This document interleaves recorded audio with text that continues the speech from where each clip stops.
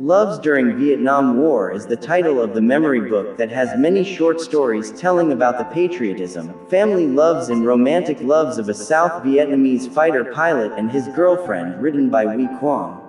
The second unsent letter.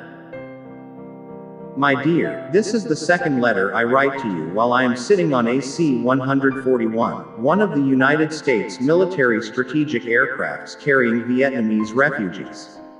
It departed from the Utapao Air Base in Thailand to fly across the Pacific Ocean, and will arrive at the Andersen Air Base in Guam, an island of the United States of America. The passengers sit or lie down all over the floor of the aircraft. Everyone is in the same situation as a refugee. Although the air conditioner of the aircraft has been turned on, it does not supply enough cool air for the crowd.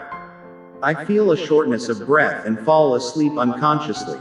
In my sleep I am flying an aircraft up and down during a mission of bombardment. Suddenly my aircraft gets hit.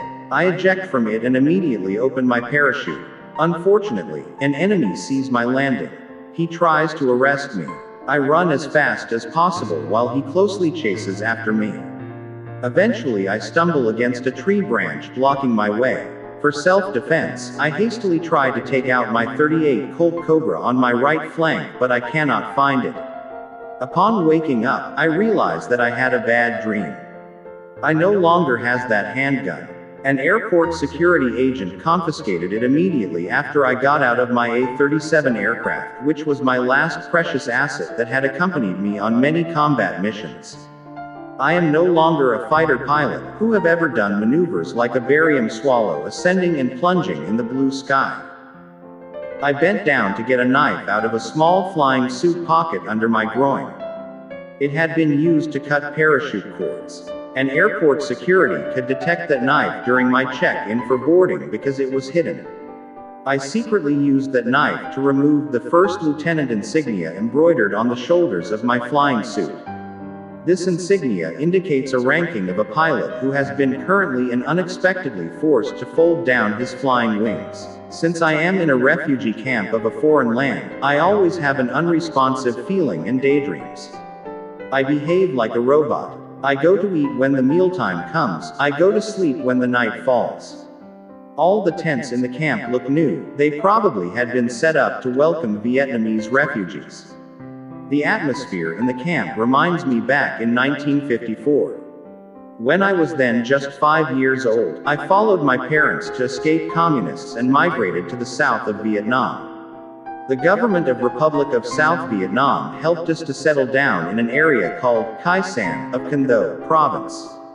At that time, my parents lived in a same situation like mine right now. The only difference is that they were fortunate to live with their dear ones, and I myself live now in loneliness without any relative. In the next early morning, I am waiting in line in the hope of receiving a pair of old civil clothes to replace my flight suit.